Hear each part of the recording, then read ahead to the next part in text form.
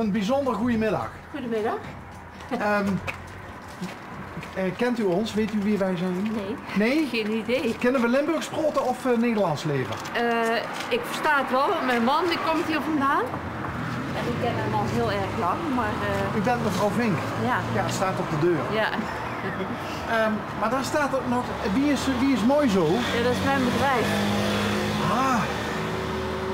Maar wij zagen allerlei naaimachines staan en Klopt. paspoppen en zo. En wij maken een programma, dat heet Onderweg. Ja. En daar rijden wij voor door de hele provincie. En als we ergens iets interessants zien, waarvan we denken van... daar zou wel eens een verhaal aan vast kunnen zitten. Ja. Dan proberen we met die mensen een gesprekje aan te knopen. En dat levert hele leuke verhalen op. Al bijna 2000 inmiddels, in 7,5 jaar. Dus ik vroeg me af, waar was u mee bezig? Willen jullie binnenkomen? Mag dat? Ja, dat mag. Ja, oh leuk. Leuk. Wie is dat trouwens? Op de foto, hier in de gang. Zo prominent. Dat zijn mijn dochter en zoon. Och, hoeveel kinderen heeft u? 2. 2. Die moet je even overheen. Oh, dat is de... Och, kijk nou toch. Is dat al een oudje? Ja, dat is een oudje. Hallo. Maar die ligt er prominent zo van, ik bewaak hier. Nou, niet altijd, maar ze is een beetje ziek nu. Oh. Ze heeft een baarmoederontsteking, dus nou mag ze bij me. Oh god. Kom binnen. Oh, dus normaal gesproken mag ze hier niet... Nee, normaal gesproken ligt ze hier niet. En hoe heet ze? Luca. Luca. Ja, Luca is niet helemaal lekker. Nee. Maar zouden we de radio even uit mogen zetten? Ja. U bent een creatief type. Ja. Zonder al te veel reclame te maken, maar wat doet u? Ik heb een webshop in duurzame kleding. Wat leuk! Is dit zelf gemaakt ook? Ja, dat ook, ja. Serieus? Ja. Wat apart. Ja. En waarom bent u dat gaan doen? Nou, ik heb eigenlijk altijd in de textiel gezeten, in de confectie. En sinds een jaar of 15 ben ik steeds meer gaan verduurzamen. En nu ben ik eigenlijk helemaal terug naar zo duurzaam mogelijk. Dus ja, dat doen we op deze manier. Zo duurzaam mogelijk, wat betekent dat? Dat betekent gecertificeerde stoffen gebruiken. Dat betekent kleine oplages, geen stok, on-demand en lokale productie. Dus ja, het kan eigenlijk niet duurzamer. On-demand, wat hip.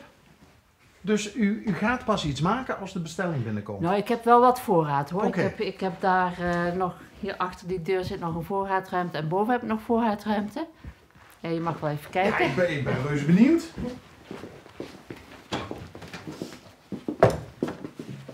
Kijk, hier is nog wat voorraad. Zit allemaal in dozen, boven hangt nog tinnonnen.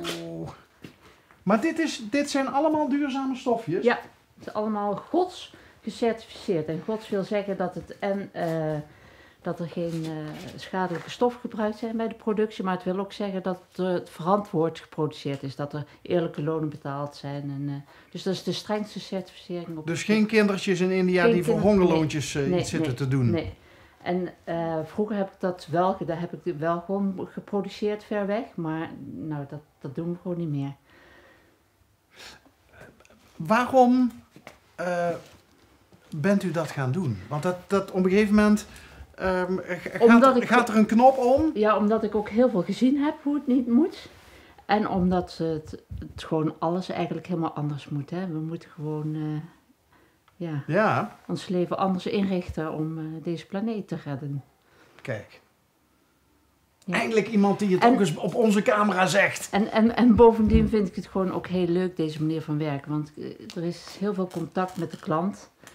En ja, ik vind het gewoon heel fijn om op die manier te werken. Het geeft je een goed gevoel. En voor beide partijen geeft het een goed gevoel. Voor mij, maar ook voor de klant. Omdat ze blij met hun product zijn. En als je blij bent met een product, dan is het gewoon ook heel duurzaam. Want dan draag je het veel langer. En dan, ja. In plaats van in onze wegwerpcultuur van weet je wel, ik zie weer iets leuks, dan gooi ik dit weg en dan ga ik dat dragen. Ja, en als je on-demand produceert, dan kun je gewoon alles aanpassen. Hè? Dan kunnen de mouwen 2 centimeter langer als dat moet, of de broek 5 centimeter korter. Dan past het gewoon echt en dat is gewoon de bedoeling. U zei zojuist aan het begin van ik zit al heel lang in de confectie, in de modewereld. Waar is dat begonnen? Dat is begonnen in Nijmegen, of eigenlijk in Arnhem op de academie, modevormgeving, toen ik 18 was. Toen ben ik op mijn 22e een bedrijf begonnen in Nijmegen met een winkel. Dat heb ik denk ik een jaar of 10 volgehouden. Toen ben ik voor een groter bedrijf gaan werken.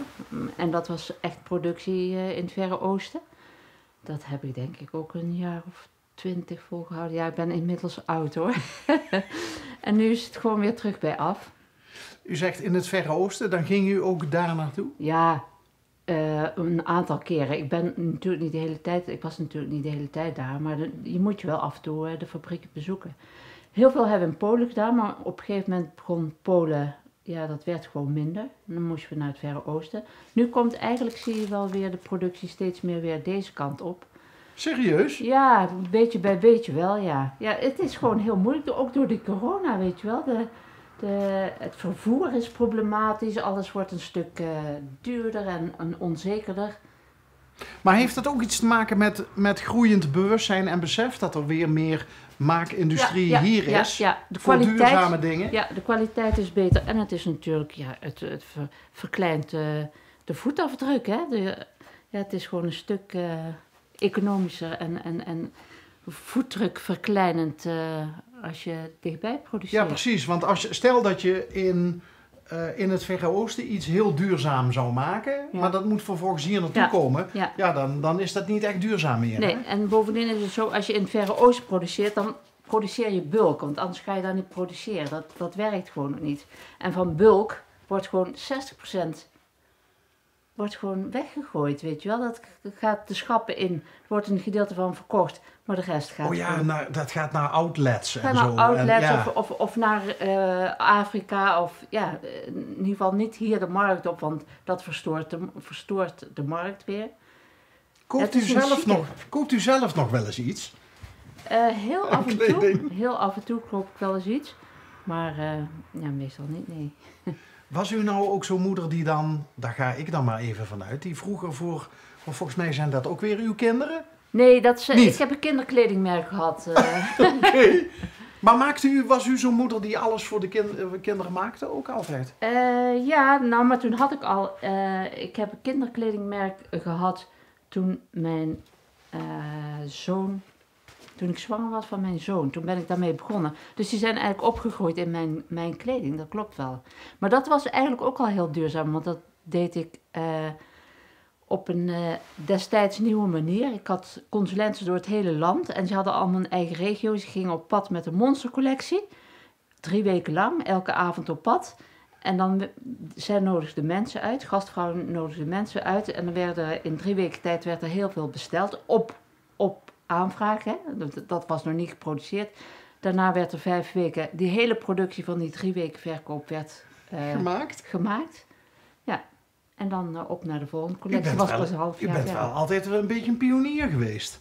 Ja, dat was zeker zo. Maar het werkte destijds heel erg goed. Totdat we produceerden toen wel in Polen. Maar Polen, dat werd gewoon steeds minder. En op een gegeven moment ging de fabriek failliet. Terwijl al mijn spullen daar zaten. Ja, toen hadden we gedonder. Toen was u het allemaal kwijt. We hadden de afspraak. Er werd 3 weken lang verkocht. Dan werd er een aanbetaling gedaan voor 50%. Dat was eigenlijk de productiekosten.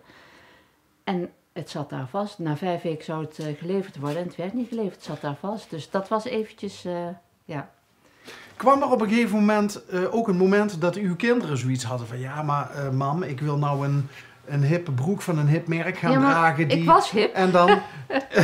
Nee, nooit. Nooit? Nee. Dat betekent dat u dan toch wel coole dingen maakte voor uw kinderen. Ja, mijn kinderen vonden het wel cool, ja. Tot slot, die Limburgse man van u, hè? Ja? Moet ik hem halen? Nou, zometeen, maar wat vindt hij daarvan? Heeft hij u altijd gesteund? Ja, hij heeft heel lang meegewerkt. Vroeger heeft hij heel lang meegewerkt in het bedrijf. Maar hij is ook muzikant. Dat deed hij ernaast. De laatste jaren iets minder. Ook omdat hij ziek is geworden. Maar hij heeft er altijd gesteund, ja. Maar het is een muzikant? Ja, hij is een trommelaar. Een trommelaar? Een percussionist. Moeten we hem er misschien toch even bij halen?